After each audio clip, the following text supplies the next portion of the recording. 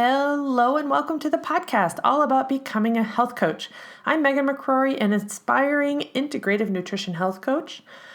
Every week I recap what I'm learning at the Institute for Integrative Nutrition and how I'm applying it to my life. It's been great so far. If this is your first time tuning in, I'm happy that you found the podcast and a very special welcome to you. You may want to go back and listen from the beginning because it's kind of a story that's like evolving as it goes. But let's dive right into episode 10. This week's lesson is Module 9. It focused on understanding another macronutrient. Last week we talked about fat, and this week it is protein. Also, we dive into the protein-based dietary approaches, of course, most notably the Atkins diet and also the Primal Blueprint diet. And to round it out, we learned more about self-care on a regular basis. Again, this is what I really like about the program. It's not just about the nutrition. It's also about the nutrition of your soul and other parts of your body and your mind and your spirituality and everything. So again, great school so far. So in the last episode, I talked about the macronutrient fat and how it played a role in our body and our diet. This week, the focus was on protein. When people hear protein, they first typically think about muscle, probably because protein in the mainstream has been quite there sometime as a must-have if you're bodybuilding. So you might see protein drinks and protein shakes and whey protein powder and things like that. But actually, protein is much more than just for building muscles. So your skin, your bones, your hair, your nails, cartilage are all mostly made out of protein. And as well, in addition to that, enzymes and hormones are also primarily made out of proteins. So like the other two macronutrients, so fat and carbohydrates, there is a reason why, as humans, we need protein in our diet. Many people are concerned that they don't get enough protein, but really, most people who are having an average diet get enough protein for what they need. Even vegetarians or meat eaters, doesn't matter which one. So what exactly is protein? So I'm about to give you a refresher on your high school biology. Maybe it's in high school biology. Maybe it's even younger than that. I don't know. That's how long it's been since I've been in high school. So proteins are made up of amino acids. You might have heard amino acids as well, but what are amino acids? I am so glad you asked. So amino acids are organic compounds, which in the form of protein make up the second largest component in your muscle other than water. So your muscles are primarily water and amino acids in the form of proteins. And amino acids are also participating in your neurotransmitter transport and biosynthesis. And there's really naturally occurring 500 of these amino acids, but really humans only need 20 of them. And 11 of those our bodies actually synthesize ourselves, which means breaking down and processing other things in your body. You make these amino acids. The other 9 amino acids that we need come from our diet. And those 9 are really typically referred to as essential amino acids. Okay, so we'll go back to protein now. There are 2 types of dietary protein. So we have complete and incomplete. Protein from animal sources is considered complete because it contains all of those 9 essential amino acids that I just talked about. And those are the ones that our body can't produce on our own. Plant-based proteins are typically lacking in 1 or 2 of the essential amino acids. So that's why they're called incomplete proteins. The only exceptions are really soy and quinoa because they have more balanced ratio of amino acids. For protein, a quick Google search will get you to a calculator or formula to determine how much protein you should be consuming every day. The recommended daily allowance is 0.8 grams of protein per kilogram of body weight. Keep it in mind, though, to spread the protein out throughout the day and have a little bit of protein at each meal and snack. Actually, you should have a little bit of protein, carbohydrate, and fat at each meal to make sure that your body is getting everything out what it needs to get out of those for those nutrients. For all you meat eaters out there, you should also know that there are great sources of plant-based protein like nuts, beans, and legumes. So I'm going to get into these other kinds, but just for interest's sake, I live in Switzerland, and I wanted to kind of give you an idea of the animal-based proteins we have in Switzerland, which are different than the U.S., and I don't know other places because I've only lived in Switzerland and the U.S. But so we, of course, have the typical beef, chicken, and pork, and seafood, okay? But in Switzerland, we also have lamb. We have duck. Yesterday I saw rabbit in the grocery store. We also have the controversial horse meat. And we also have, every once in a while, I saw ostrich in the grocery store. So an ostrich, by the way, is a great protein source. It tastes like beef, but is like got the saturated fat content of like chicken. It's amazing. So I'm curious, tell me what types of protein, specifically animal-based proteins, are available in your area. Go ahead and send me a message and let me know. So let's talk about a few of the plant-based sources of protein. Knowing your alternatives to animal-based proteins can actually help you just branch out more into a plant-based diet, even if you don't turn into like a fully fledged vegetarian or vegan.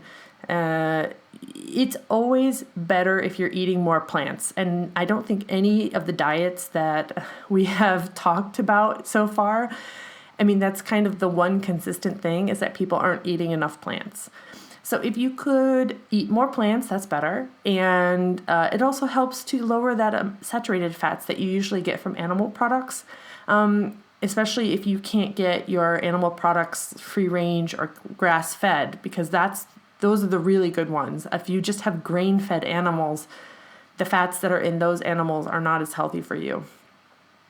So first, most people know about soy. Soy is a legume like peanuts. Not all products made with soy are created equally.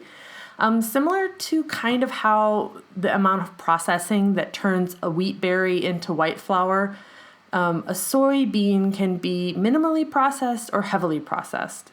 So trying to stick to the more minimally processed soy products is better.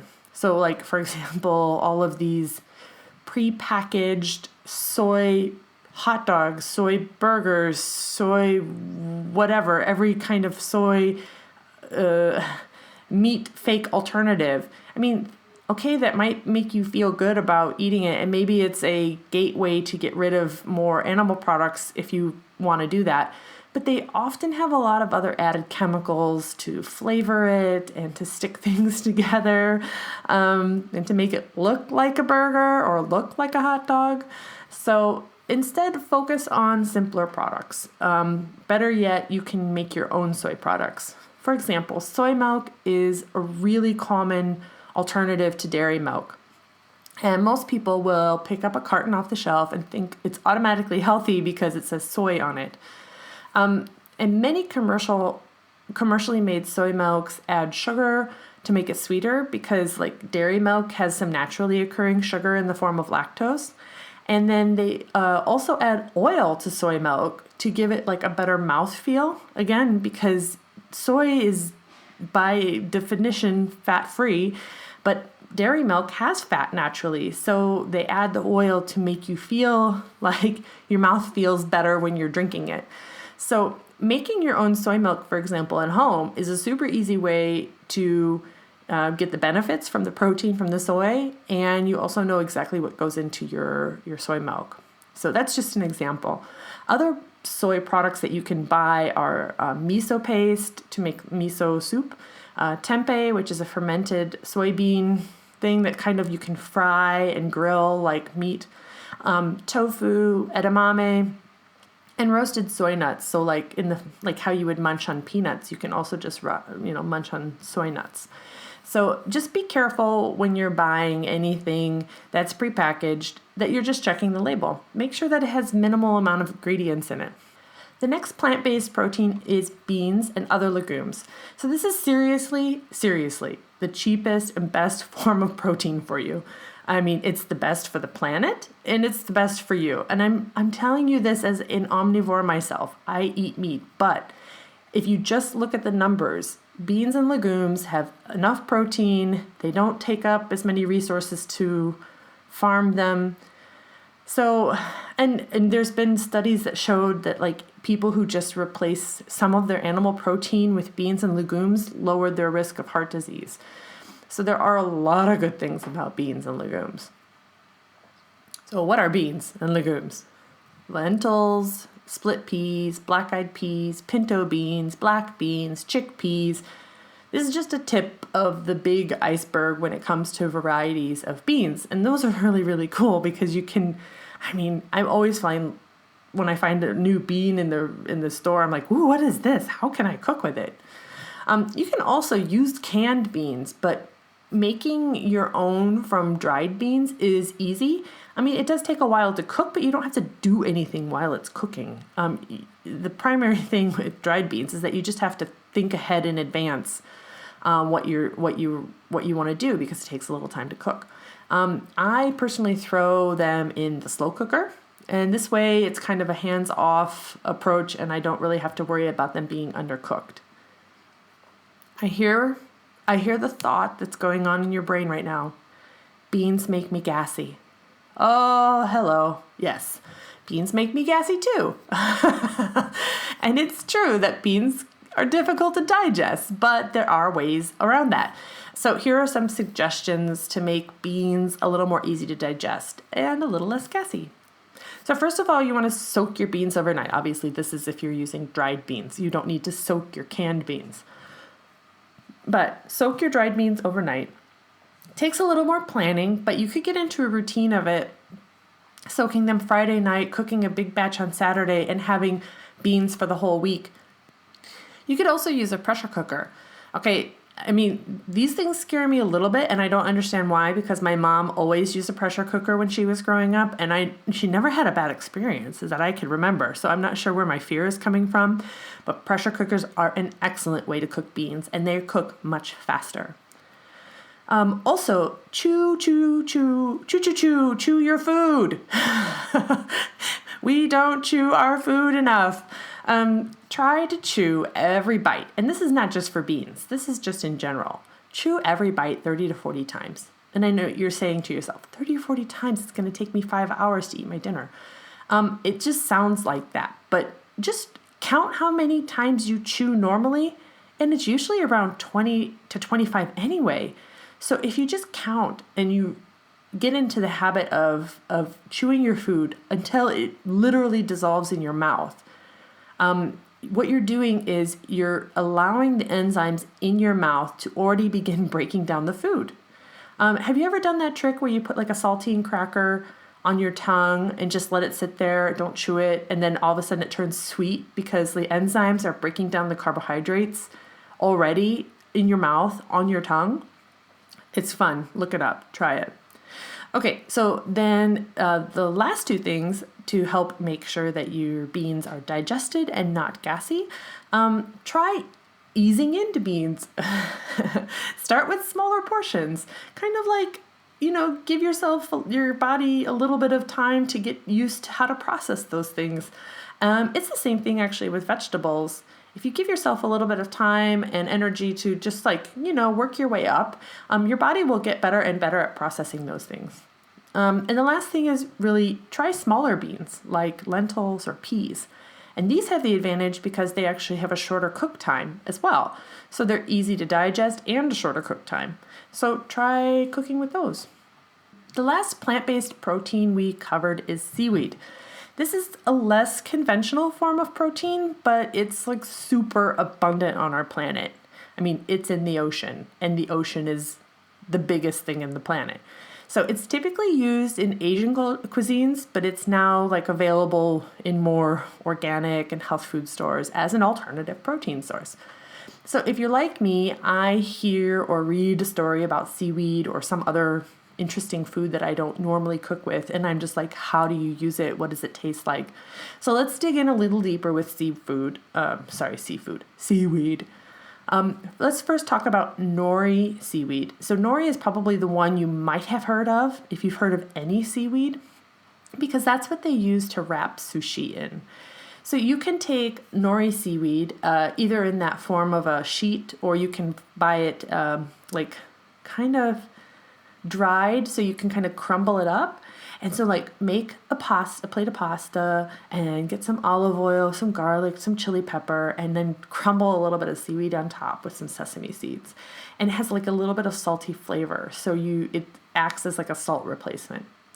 The kombu seaweed is good for vegetable soups. A wakame seaweed is kind of like kombu seaweed, but it's more mild in flavor. So it's the kind of stuff that you see usually floating in miso soup. Dulce is a red seaweed. It looks amazing. And that one normally needs to be soaked before using it. But a lot of these typically you can use in soups to add also this umami flavor. It's kind of like the mushroom of the sea in terms like umami and whatnot. I'm gonna not say this one right. Hijiki. These are small black seaweeds. They're kind of like fine strands. And there's recommendation to like toss these in a pan with some sesame oil and some cider vinegar. The last two you might have heard of. This is agar-agar, which is coming in the form of powder, and a lot of vegans use it for thickening agent because it can replace animal-based gelatin in foods. And then the very last one is spirulina. And spirulina is also, you might have heard of because it's considered a superfood. It's in a lot of smoothies. You can add it to smoothies. It's super bright green and really quite super. So, now, a lesson on protein would not be complete without exploring and obviously understanding some of the different types of diets based on protein. The first diet we discussed was the Atkins diet, which I think almost everyone has heard of. So a lady, her name was Colette Heimovitz, the VP of Nutrition, Science, and Education for the Atkins Nutritionals Incorporation. She had the pleasure of delivering a very difficult presentation. I think in recent years, Atkins have gotten a lot of bad rap about too high saturated fat because of all the meat and causing heart disease and stuff. But so you could tell she was really trying to like kind of prove her case for the Atkins diet, but if it's done correctly.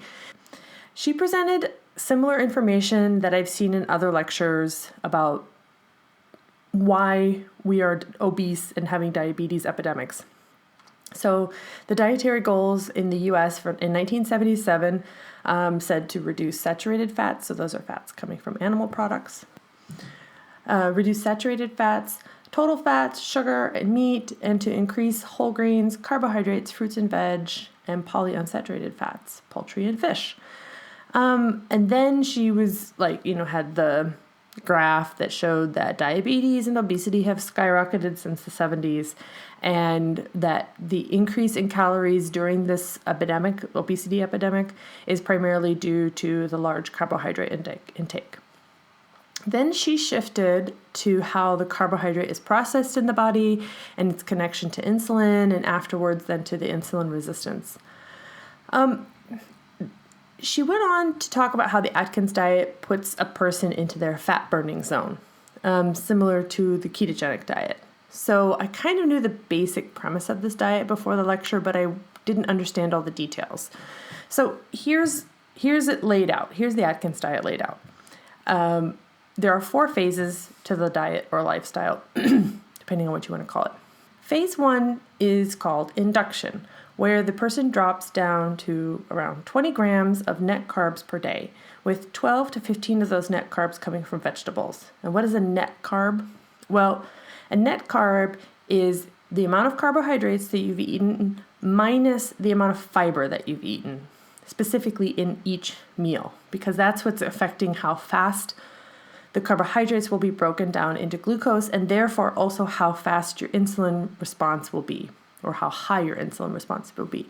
So some people do the ketogenic diet on total carbs, and some people do these diets always on net carbs. So so let's say you had, you had 30 grams of carbs, but you ate 10 grams of fiber, then it offsets it. Okay, so you do that, 20 grams of net carbs every day, 12 to 15 of those grams coming from vegetables. You do this 2 weeks or longer until you're within 15 pounds of your goal weight.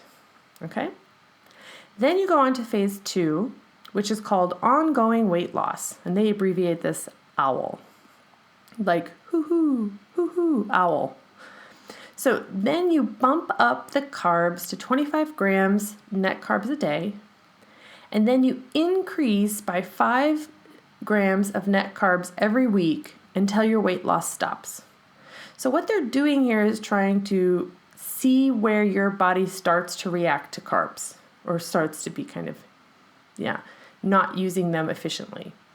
Phases 3 and 4 are pre-maintenance and lifetime maintenance. And this, you increase your carb intake by 10 grams every week until the weight loss stops.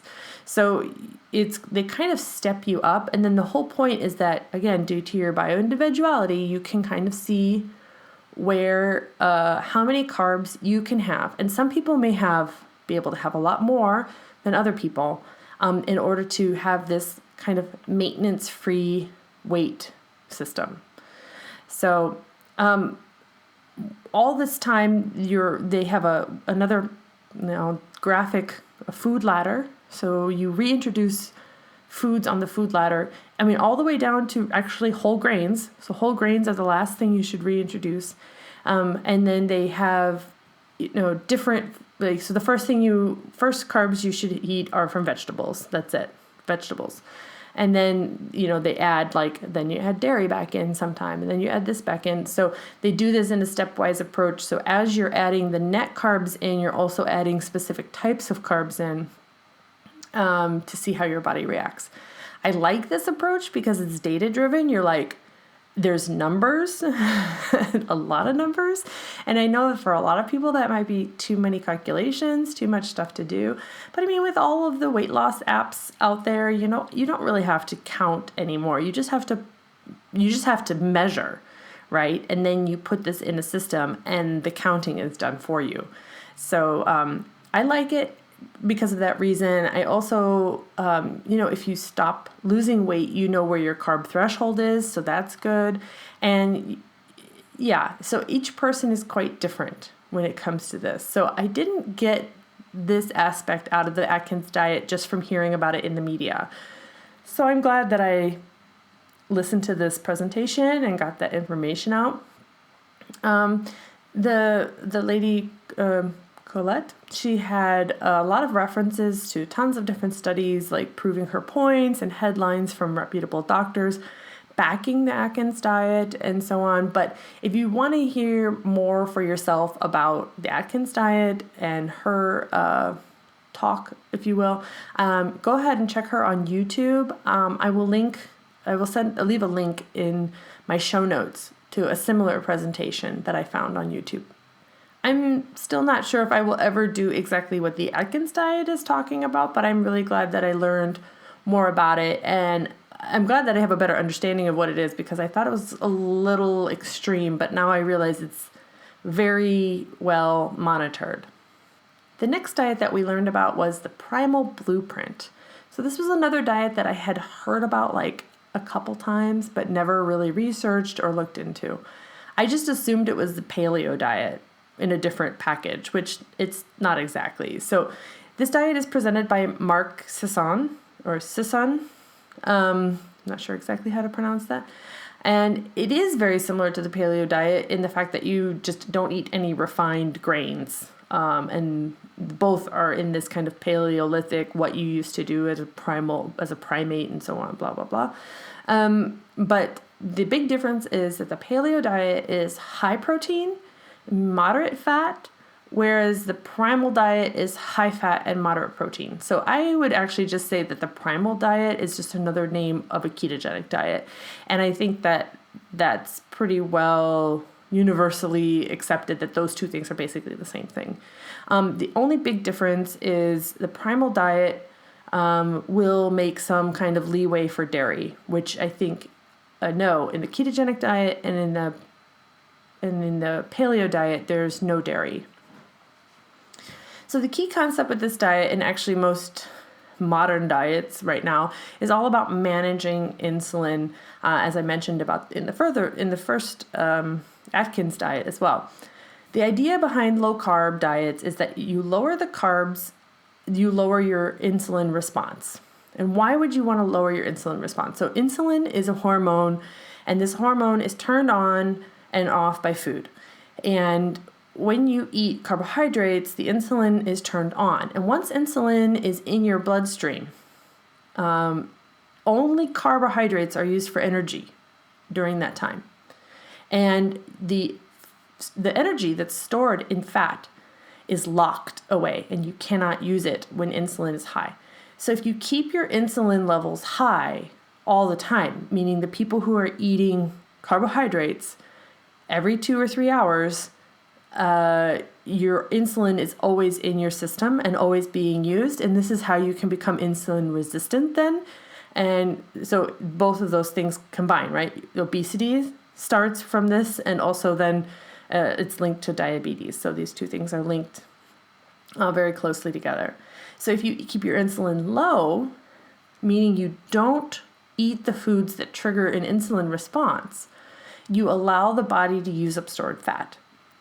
So the Mark Sisson kind of boils it all down to just cutting out grains and sugars, okay, which is probably the easiest way to say it. Fruit is okay if you're already in like a maintenance mode, like you're just maintaining your weight, or if you're an athlete. But, like just don't like eat a whole plate of fruit, I guess, because it's still got sugar in it. So it's still giving you that insulin response, what you don't want on this diet. The basic primal meal strategies are very simple. Eat when you're hungry, stop when you're full, eat fat first, then protein, then carbs, and always have snacks on hand, hydrate yourself, and practice intermittent fasting. So yeah, if you just follow those things, okay, it sounds super easy, but doing it, when you have a specific foods that you eat all the time, it can be very difficult to change that. I mean, that's like rooted into you, what you're eating. I mean, that's difficult. So it makes it sound easy, but I know all of these things are quite difficult. But also I know that people have gone on to those diets and they're fine, and once they get into a rhythm and they've reestablished habits, then they can do it forever. So if you're interested in learning more about the Primal Blueprint diet, I have a link in my show notes to you. The last topic for Module 9 was the power of self-care. What is self-care? Oh, is it just getting a manicure or a massage? Not necessarily. So self-care is basically any activity that nurtures and restores you at a deep level. Okay? Just as there are like lots of different areas of your life, there should be several different forms of self-care to make sure that you are getting to all the self-care you need. So what does that mean? So self-care in the form of like massages and manicures is self-care for your physical body, but you have other parts of you. So let's see what we're talking about. First of all, let's make sure we note that self-care is not being selfish. Okay? Taking time for self-care is probably the most unselfish thing you can do, because if you don't make sure you take care of yourself, there's absolutely no way you can take care of other people. So by taking the time to take care of yourself, then you can take care of other people or help other people as well. So what are some of the examples? So I mentioned before physical body, right? So for your physical body, types of self-care could be like taking a bath, just being outdoors, fresh air and blue skies. It could be regular exercise, massages, mani-pedis. These are all considered like self-care for your physical body. But you also have like your emotional and mental state. So what is self-care for your emotional and mental state? Well, this could be laughing, crying, reading, writing, traveling, even your routine, even like being able to do a daily routine, a morning or night routine is considered self-care for your emotional and mental state. And what about your spiritual beliefs, right? So some self-care there would be like your gratitude journal or forgiveness or yoga, meditation, prayer. All of those things are self-care for the spiritual side of yourself. There's a couple more things, like what about your relationship with yourself, right? And this is different than your physical body or even your emotional and mental state, because your relationship with yourself, it's like your friend, you're yourself, you're your own friend, right? Think about it this way. So like alone time, giving yourself time to be alone and just have your own self around. Positive self-talk, journaling. So journaling, and I like to call this like reflecting, thinking about your life. And my favorite is cooking. I absolutely love to cook and I enjoy that time by myself. Of course, you can cook with other people. This is also fun. And that brings us to your relationships with other people. So self-care with other people, vacations. I find self-care with my husband, taking a vacation is excellent for this. It's a nice amount of time that we are together and experiencing new things together. Conversations, time with your friends, going on a date, volunteering or getting involved with a cause. So this is really the time that you working on that relationships with other people. And then you can also even have self-care at work, right? Which, okay. What can you do for self-care at work? Well, like learning a new skill or, setting new goals or that kind of stuff is something where you can call self-care at work. So really, thinking about what you want. So keep in mind, all of these things, these examples that I just gave you really are self-care that may speak to you, those things that I mentioned, but they also could be torture for you. I mean, I know people who just absolutely hate massages. They just do not like to have someone touching their body. That's fine. You don't need to do that. But it's, for those people, massage is not a self-care thing. So take some time to think about what activities you might already be doing that would be considered self-care. Just identifying those, just like write a list so you can say, oh, look, I am taking some time. Oh, yes, those lunches with my friends, that's self-care because I enjoy those. I get something out of that. And then how can you work more of those things that you're already doing into your life? Like how can you get more out of that? Is there an area then of your life where you have no self-care? So think about what would work for you and make it a goal to get, to do that self-care in that area maybe once a month, So some of my self-care activities are hiking in the mountains. Absolutely, 100% one of my best self-care things that I will do.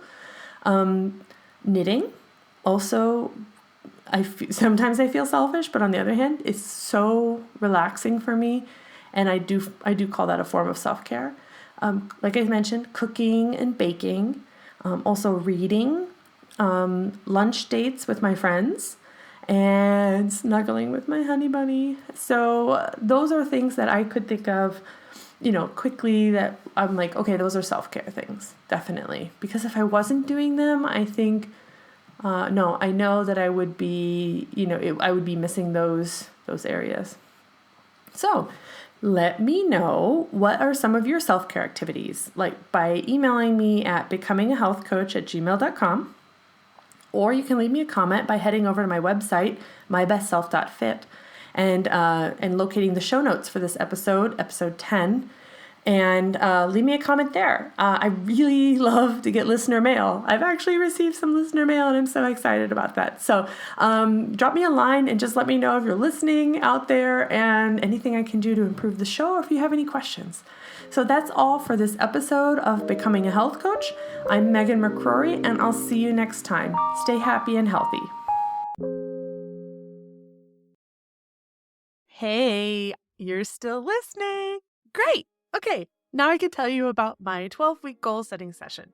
So in this 1-hour session, I'm going to help guide you through a powerful process inspired by the best-selling book, The 12-Week Year. I know. Everybody at this time of the year starts to think about year-long goals. And I would argue that year-long goals are really hard to contextualize. What is going to be happening in a year from now? You have no idea. But 12 weeks gives you a little bit better understanding because you kind of already have your calendar booked out for the next 12 weeks, kind of know what's going to be going on. So if you can focus your goals on the next 12 weeks, you can make some really big actionable steps towards your long-term vision. So in this 1-hour session, we do talk about long-term vision. We talk about where you want to be. We talk about what your 5-year, 10-year, 3-year, all those goals are. But that's only a brief part. We know, we see the long distance view, but let's break that down. And then we get into the 1 to 3 strategic 12-week goals that are going to get you to those long-term vision. Then we're going to put that into a really cool action plan with like checklists and timing and all that jazz to make sure that you are clear and that you have accountability to get those goals done. And then that's not it. Then we are going to tackle your roadblocks because you know you have roadblocks. So we're going to tackle those roadblocks. We're going to create a plan to overcome them. So you know when you start to self-sabotage, you know what you can do to get around those roadblocks. Okay, so if this is interesting for you, it is only 1 hour of your time and it's only 45 Swiss francs. I host this gig over on Fiverr, but I'm also going to put a link down in the show notes. So if you're interested, hit me up.